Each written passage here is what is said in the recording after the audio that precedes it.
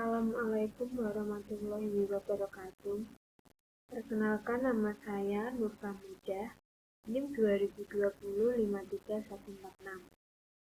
Di sini saya akan menjelaskan ulang materi pertemuan 12 tentang penelitian kuantitatif. Quantitative Research. Modul ini berisi materi tentang metode dan teknik serta instrumen pendukung untuk melaksanakan penelitian. Mahasiswa memahami metode penelitian, instrumen, dan teknik yang tepat untuk jenis penelitian.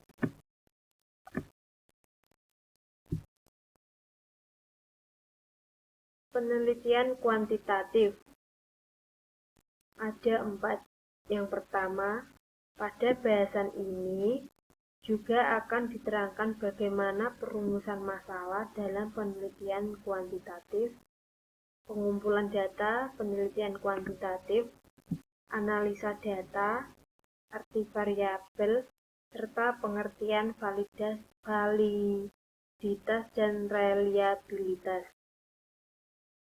Penelitian kuantitatif pada dasarnya merupakan suatu pengamatan yang melibatkan suatu ciri tertentu, berupa hitungan, angka, atau kuantitas. Penelitian kuantitatif ini didasarkan pada perhitungan persentase atau rata-rata. Metode penelitian kuantitatif dapat diartikan sebagai metode penelitian yang berdasarkan pada filsafat positifisme.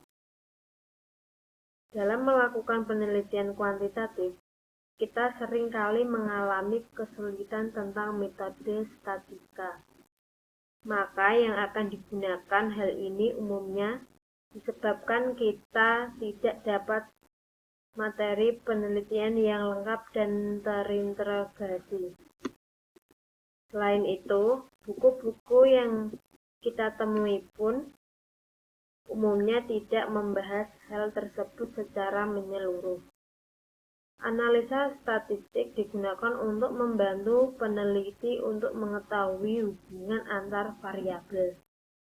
Analisa statistik merupakan analisa yang bisa dipertanggungjawabkan secara ilmiah. Di sini juga ada komponen dan proses penelitian kuantitatif.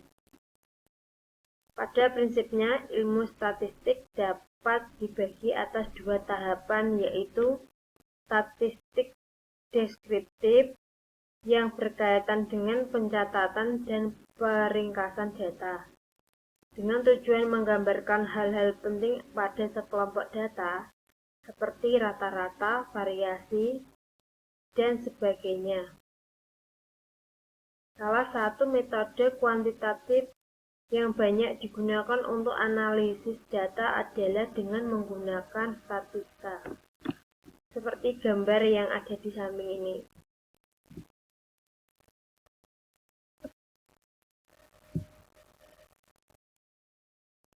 Perumusan masalah dalam penelitian kuantitatif. Jika masalah merupakan kesenjangan antara yang diharapkan dengan yang terjadi, maka rumusan masalah itu merupakan suatu pernyataan yang akan dicarikan jawabannya melalui pengumpulan data. Terdapat kaitan erat antara masalah dan rumus dan masalah karena setiap rumusan masalah penelitian didasarkan pada masalah. Perumusan masalah biasanya menyertakan ruang lingkup untuk membatasi masalah yang akan dicari pemecahannya.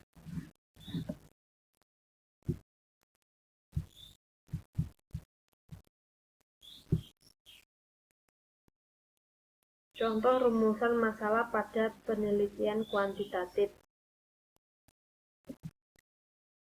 Yang adapun permasalahan yang terjadi pada penggunaan akhir untuk menggunakan sistem baru.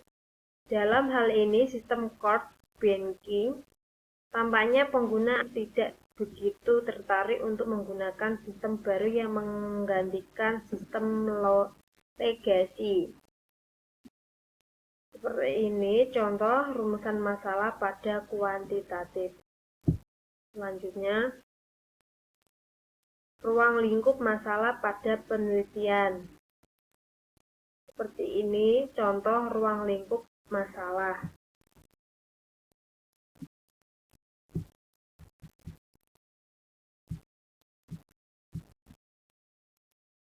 Di sini juga ada bentuk-bentuk masalah pada penelitian kuantitatif. Menurut Sugiono 2007, bentuk masalah dapat dikelompokkan atas 3 kelompok, yaitu rumusan masalah deskriptif adalah suatu rumusan masalah yang berkenan dengan pernyataan terhadap keberadaan variabel mandiri, baiknya hanya pada satu variabel atau lebih.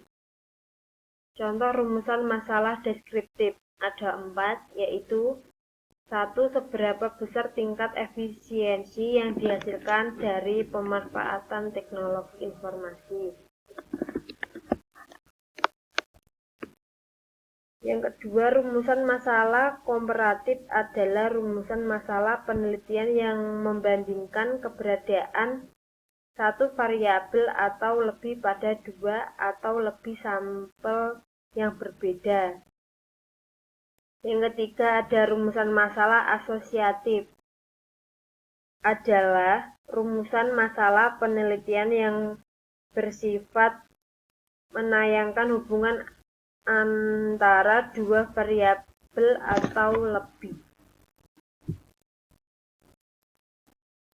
Contoh perumusan masalah dan penelitian kuantitatif.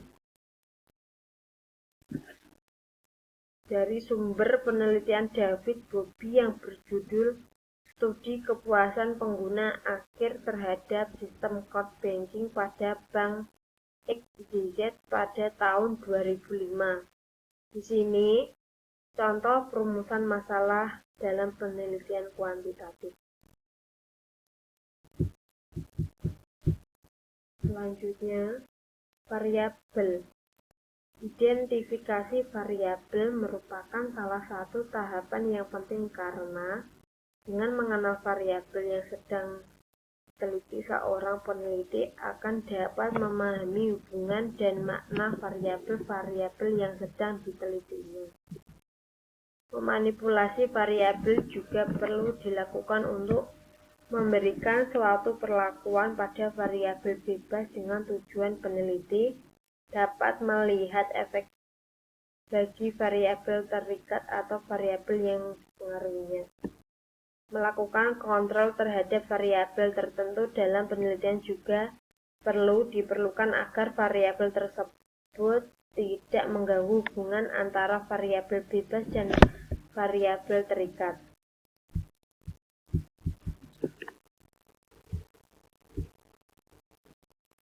Variabel dapat dibagi atas 2 bagian, yaitu variabel bebas atau independen variabel, bisa disebut dengan variabel prediksi atau variabel yang sebenarnya. Variabel sebenarnya dibagi menjadi 3, yaitu 1 disebut juga dengan prediktor variabel. Yang kedua merupakan hasil manipulasi peneliti.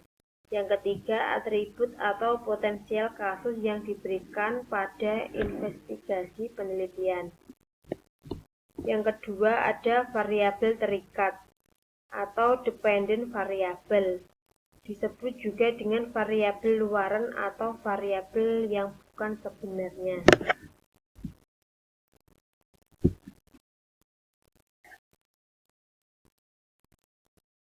Dari sifatnya variabel dapat dibedakan menjadi variabel kuantitatif dan kualitatif dan kuantitatif. Variabel kuantitatif adalah menunjukkan sifat kualitas dari objek yang menghasilkan data kualitatif melalui pengamatan. Yang kedua, variabel kuantitatif adalah variabel yang menunjukkan sifat kuantitas atau penghasilan data kuantitatif melalui cara pencacahan atau pengukuran yang bisa berupa data diskrit atau kontinu dengan skala ukur interval dan rasio. Di sini juga ada macam-macam data variabel. Ada dua. Yang pertama berdasarkan kategori. Yang kedua variabel ordinal.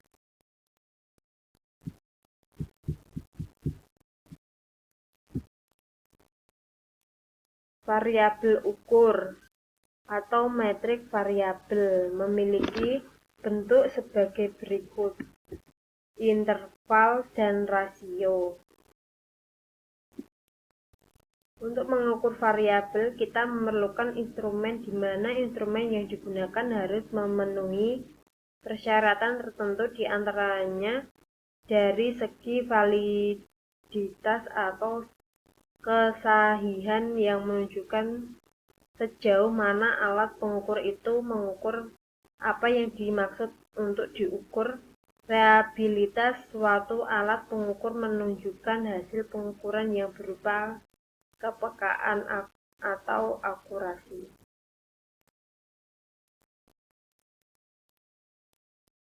Komponen dan proses penelitian kuantitatif. Seperti gambar di bawah ini.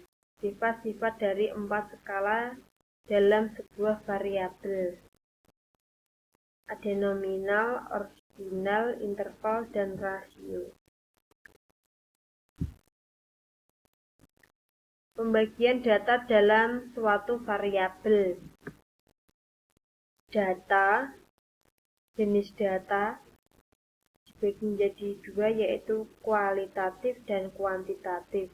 Kualitatif memenuhi nominal dan ordinal, sedangkan kuantitatif memenuhi interval dan rasio.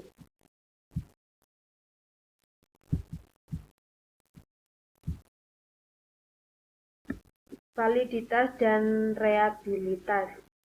Validitas menunjukkan ukuran yang sebenar-benarnya mengukur apa yang akan diukur. Jadi dapat dikatakan semakin tinggi validitas suatu alat tes, maka alat tes tersebut semakin mengenai pada sasarannya.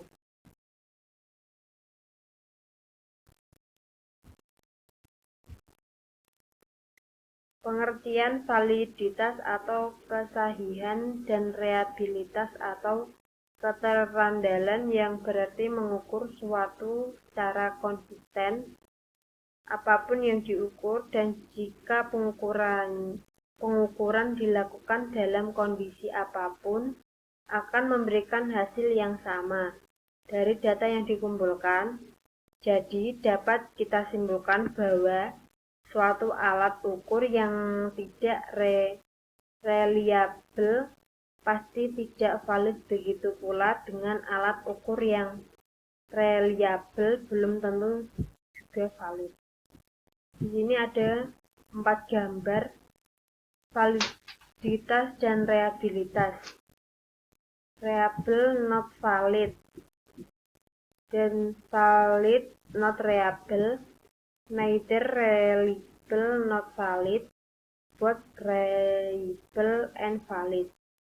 Terima kasih. Wassalamualaikum warahmatullahi wabarakatuh.